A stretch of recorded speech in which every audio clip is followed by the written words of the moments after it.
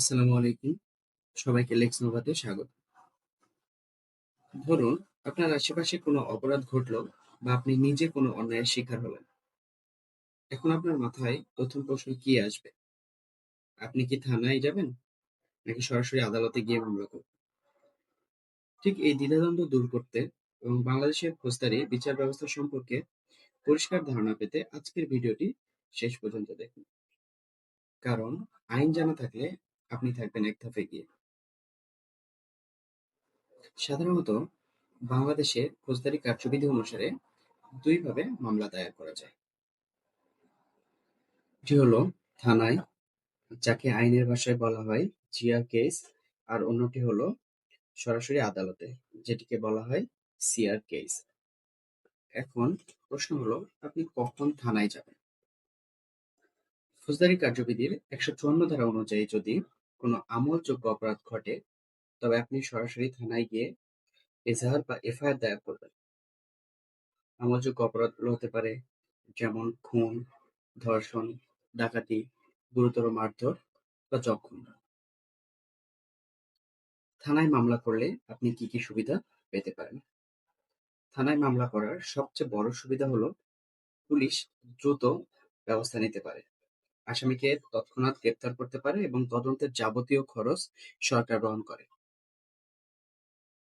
কিন্তু সমস্যা হয় তখন, যখন থানা কোনো কারণে মামলা নিতে চায় না। তখন আপনি কি বিচার পাবেন না?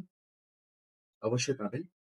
সেক্ষেত্রে আপনি সরাসরি ম্যাজিস্ট্রেট আদালতে চলে যাবেন।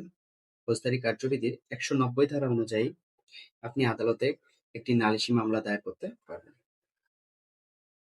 তারপর আদালতের প্রক্রিয়া। আদালত মামলার ক্ষেত্রে ২০০ ধারা অনুযায়ী ম্যাজিস্ট্রেটের সামনে শপথ নিয়ে অভিযোগকারীর জবানবন্দি দিতে হবে।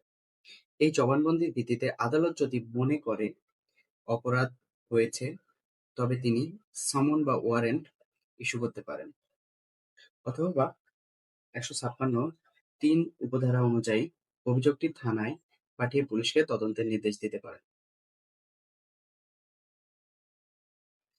কিছু কিছু মামলা আছে যেগুলো চাইলেই পুলিশের কাছে গিয়ে করা যায় না বা থানায় গিয়ে করা যায় না।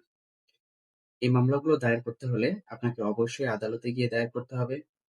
যেমন চেক ডি জনারের মামলা, মানহানির মামলা, যৌতুক নিরোধ আইনের মামলা। তাহলে এখান থেকে আমরা বুঝতে পারলাম, গুরুতর অপরাধে দ্রুত ব্যবস্থার জন্য থানাই হচ্ছে সেরা অপশন। কিন্তু থানা সহযোগিতা না করলে বা বিশেষ কিছু অপরাধের ক্ষেত্রে আদালতই আপনার ভরসা।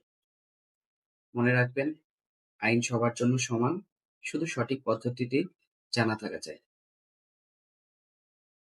আজকের ভিডিওটি কেমন লাগলো কমেন্টে জানান এবং আপনার আইন প্রত্যাশী বন্ধুদের সাথে শেয়ার করুন।